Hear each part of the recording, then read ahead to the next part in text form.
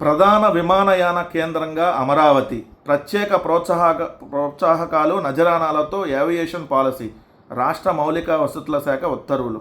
అమరావతిని ప్రధాన విమాన కేంద్రంగా తీర్చిదిట్టడానికంటే ఈ ఆంధ్రప్రదేశ్లోనే కాదు, ఈ ప్రపంచంలోనే ఒక పెద్ద ఎయిర్పోర్ట్గా, అంతర్జాతీయ స్థాయి ఎయిర్పోర్ట్గా అమరావతిని తీర్చిదిద్దడం కోసం వేల కోట్ల రూపాయలు ప్రోత్సాహకాలు ఇవ్వడానికి రాష్ట్ర ప్రభుత్వం నిర్ణయించి ఒక ఏవియేషన్ పాలసీని తీసుకొని వచ్చారంట. ఏంటి ఆ పాలసీ అంటే చూస్తే మీకు అర్థమైంది. రాష్ట్రంలో విమానాలు నడిపే సంస్థలకు తొలి 3 సంవత్సరాల్లో పార్కింగ్ అండ్ ల్యాండింగ్ ఛార్జీలను రీఎంబర్స్ చేస్తారు. 1. 2 కొత్త దేశీయ రూట్లకు అవసరమైన ఆర్థిక లోటును ప్రభుత్వం భర్తీ చేస్తుంది. కొత్త దేశీయ రూట్లు అంటే ఇప్పుడు అమరావతి ఎయిర్పోర్ట్ నుంచి సపోజు చెన్నైకో లేదంటే బెంగళూరుకో ఇంకోటికో ఫ్లైట్లు వేస్తే ఆ ఫ్లైట్లకు సంబంధించి జనాలు ఏమైనా ఎక్కలేదనుకోండి, ఏదైతే ప్యాసింజర్స్ లేకపోతే ఆ డబ్బులు కూడా రాష్ట్ర ప్రభుత్వమే కట్టిద్దంట. ఏది ఆర్థిక లోటు, కొత్త దేశీయ రూట్లకు అవసరమైన ఆర్థిక లోటును ప్రభుత్వం భర్తీ చేస్తుంది.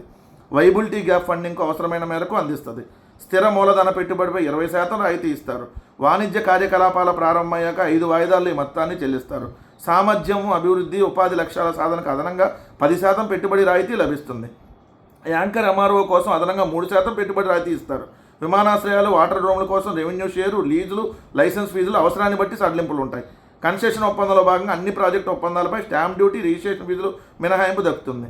ఫ్లైట్ సిమ్యులేషన్ సెంటర్లకు స్థిర మూలధన పెట్టుబడిపై 18% వరకు సబ్సిడీ ఉంటుంది. ఈ ఇచ్చాడు ఎయిర్పోర్ట్ ఎందుకు కట్టడం?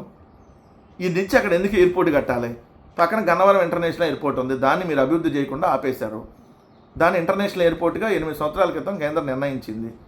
సో ఇప్పుడు ఈ 2 సంవత్సరాల్లో పనులు చూస్తే నత్తడి అరకన ఉన్నాయి. జగన్మోహన్ రెడ్డి గారు ప్రభుత్వం ఉన్నప్పుడు పనులు అక్కడ వేగవంతంగా సాగినాయి. ఇప్పుడు ఏవియేషన్ మంత్రిగా మీరే ఉన్నారు. అయినా విజయవాడ విమానాశ్రయాన్ని, ఇప్పుడు గన్నవరం విమానాశ్రయాన్ని పాడుపెట్టేయాలి, అమరావతి విమానాశ్రయాన్ని పైకి లేపాలి. ఏది అమరావతి విమానాశ్రయాన్ని కడతారంట, దానికి ఒక 5,000 ఎకరాలు ఎంతో. దాంట్లో ఏం చేస్తున్నారో కనీసం కొద్దిగన్నా దిమాకుండే చేసే పనులేనయ్యి. మైండ్ ఉన్నాడు ఎవడన్నా ఇట్లా చేస్తాడా? గన్నవరానికి అమరావతికి ఎంత దూరం? అసలు ఒక ఇంటర్నేషనల్ ఎయిర్పోర్ట్ కాదు, ఒక నార్మల్ ఎయిర్పోర్ట్ కట్టాలంటే ఎయిర్పోర్ట్కి మధ్య 40 కిలోమీటర్లు 50 కిలోమీటర్ల డిస్టెన్స్కి ఎయిర్పోర్ట్ ఎవరు? ఆ మాత్రం కూడా తెలియక మభ్య పెడుతున్నారు. లేదంటే విజయవాడ విమానాశ్రయాన్ని క్లోజ్ చేయాలి. అప్పుడు విజయవాడ విమానాశ్రయాన్ని క్లోజ్ చేసి అమరావతిలో విమానాశ్రయాన్ని కడితే ఇన్ని ఫెసిలిటీస్, ఇన్ని రాయితీలు ఇస్తారంట. అక్కడ ఏది రైతులకు కాదు ఇచ్చేది, ఆ విమానయాన సంస్థలకు ఇస్తారంట. అందుకని ఏవియేషన్ పాలసీలో ఏదైతే పాలసీని మార్చి ప్రత్యేక ప్రోత్సాహకాలంట. ఇది అయ్యేది కాదు, సచ్చేది కాదు. కాకపోతే ప్రజలందరినీ మభ్యపెట్టడానికి. అసలు గన్నవరం విమానాశ్రయం ఉండగా అమరావతిలో విమానాశ్రయం ఏంటి? ఆల్రెడీ ఆంధ్రప్రదేశ్లో సచివాలయం ఉండగా మళ్ళీ కొత్త సచివాలయం ఏంటి? అదే అమరావతిలో హైకోర్టు ఉండగా కొత్త హైకోర్టు ఏంటి? అదే అమరావతిలో ఏదైతే అసెంబ్లీ ఉండగా మళ్ళీ కొత్త అసెంబ్లీ ఏంటి? అసెంబ్లీ ఉంది, సచివాలయం ఉంది, హైకోర్టు ఉంది, ఎయిర్పోర్ట్ ఉంది, కానీ మళ్ళీ కొత్తవి కట్టాలంట అన్నీ. మీ హెరిటేజ్ సొమ్ము కాదు కదా, ప్రజల సొమ్మే కదా. ఇష్టం వచ్చినట్టుగా అప్పులు తెచ్చి ఆ కాంట్రాక్టులకు ఇచ్చి దోచిపెట్టి మళ్ళీ దాన్ని రివర్స్ తీసుకోవాలి. సో ఎంత దారుణంగా ఈ ప్రభుత్వం ఉందో దీన్ని చూస్తే అర్థమవుతుంది.